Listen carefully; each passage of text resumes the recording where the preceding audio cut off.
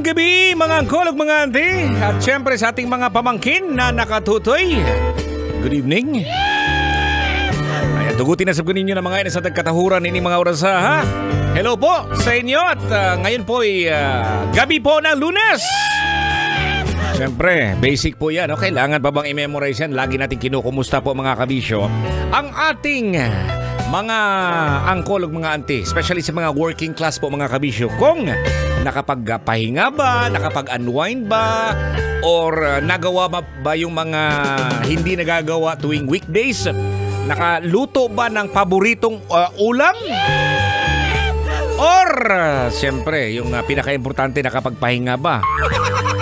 Kung ako naman ang inyong tatanungin mga angkol at mga auntie, hindi naman tayo nakapagpahinga pero nakapag-unwind. Kasama ko yung MBC, siyempre mga co-employees ko dito sa MBC, no? Andun kami sa may San Juan, Batangas. Naligo, migdagat, gahumol-humol, misamong mga kigol. Pero tama-tama din mga kabisyo dahil nga hindi naman siya masyadong sabihin natin yung area po doon medyo mainit-init kasi hindi pa umulan Pero nabalitaan po namin mga kabisyo sa may karating na mga lugar sa may bandang Lipa daw umulan kaya medyo malamig yung hangin. Pero ganun pa rin kainit pero at least kahit papano nararamdaman pa natin yung tag-init. Inaabangan ko nga yung magsusuot ng tupis Meron namang nagsuot ng tupis. Pero tupis chicken. murag bantres. Ay nako. Buti na lang kay Bisaya ta, no? Hindi masyadong naintindihan. Pero kung alam mo yung klaseng manok na bantres, ayan, yun yung klase.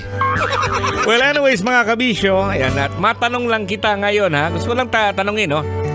Alam mo ba kabisyo, ikaw, angkol o auntie, babae man o lalaki, sino ka man dyan, pamangkin, no? Ikaw ba yung sakaling magkaroon ka ng jowa, no? Ikaw ba yung jowa na mahilig mamigay ng regalo sa nililigawan? O kaya ng maging jowa na? O baka naman makunat ka? Hindi naman siguro, no? Yawards. Kailangan pa bang i-memorize yan? Basic kung ikaw ang tatanungin ko, abay, namimigay ka. Alam mo kung bakit? Nakakahiya naman sa pagmumukha mo. Pero alam mo mga kabisyo, importante talaga. Kahit papano, no? Yan ang sinasabi natin. Kapag pumapasok ka sa isang relasyon, sasabihin natin na gumagastos ka talaga. Kaya nung araw, siguro si uncle o si auntie siguro, no, naramdaman niya. Nung araw, hindi masyadong pumapasok yung mga kabisyo po natin sa relasyon. Bakit? Magastos Imaginin mo, magkano lang yung baon mo? Piso, 2 pesos, 5 piso. Saan ka nakukuha pa ng pang-date? Diba? Magkano yung pagkain? Hindi nga nagkakasya yung pamasahe mo. Papasok ka pa sa isang relasyon. Alam mo mga kabisyo, ito yung pag-uusapan natin ngayong gabi, no? Parte na po yung sinasabi natin yung pagbibigay po ng regalo sa jowa. Any kind of regalo, mamahalin ba yan? O kaya mumurahin? Basta anything, no? It comprises with in terms of money. So pag sinasabi nating regalo, pwede na yan. Magkaano yan? Magkadikit yung kwarta, yung pera, di ba? Kaya nga nung araw, pag wala kang pera, hindi ka pwede. Wala kang karapatang pumasok sa relasyon. Tama po ba? Kung papasok ka sa isang relasyon, dapat magaling yung dila mo. Dapat ganon, ha? Ang ibig ko pong sabihin mga kabisyo, nadadala mo yung jowa mo sa pagbibiro, magaling ka sa sense of humor, uuutuhin mo. Ang bihira naman. So iyan po, no? May nai-post po ako sa aking fan page po, no?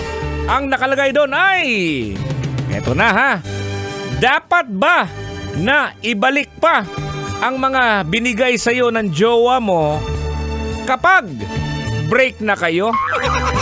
Ayan po ang nakapost po sa ating fan page, no? Dapat ba na ibalik pa ang mga binigay sa iyo ng jowa mo kapag break na kayo?